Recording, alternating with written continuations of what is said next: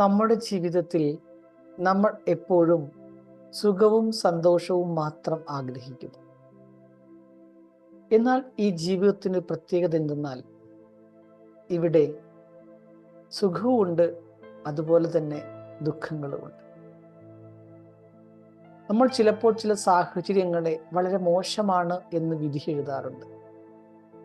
എന്നാൽ മോശമായ ചില സാഹചര്യങ്ങളിൽ പോലും ചില നന്മകൾ അന്തർലീനമാണ്.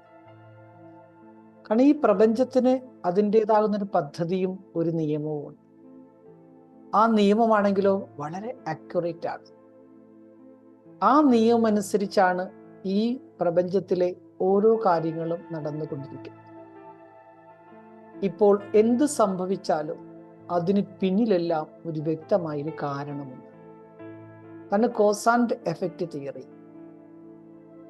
ഒരുപക്ഷെ നമ്മളുടെ കാഴ്ചപ്പാടിൽ ഒരു സാഹചര്യം മോശമായി തോന്നിയേക്കാം, എന്നാലും പ്രപഞ്ച നിയമത്തിൽ അതിൻ്റെ പിന്നിൽ ഒരു പോസിറ്റീവ് അന്തർലീനമാണ്.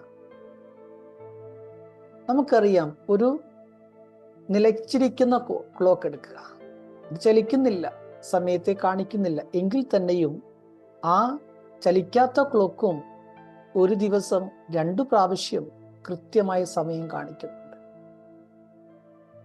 നമ്മൾ പലപ്പോഴും ജീവിതത്തിൽ പലതും ആഗ്രഹിക്കുന്നു, ആഗ്രഹ സാക്ഷാത്കാരത്തിനായി ഈശ്വരനോട് യാചിക്കുന്നു.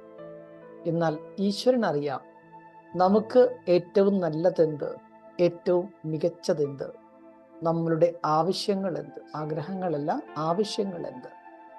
ആ ആവശ്യങ്ങൾ തീർച്ചയായിട്ടും നിറവേറ്റപ്പെടുക തന്നെ ചെയ്യും. അതുകൊണ്ട് ഒരു സാഹചര്യത്തെയും നെഗറ്റീവായി കാണാതെ, പ്രതികൂല സാഹചര്യങ്ങളിൽ പ്രതീക്ഷകൾ കൈവിടാതെ ശുഭചിന്തകനായിട്ട് മാറും. മനസ്സിൽ എപ്പോഴും ശുഭകാമനകളെ നിലനിർത്തും.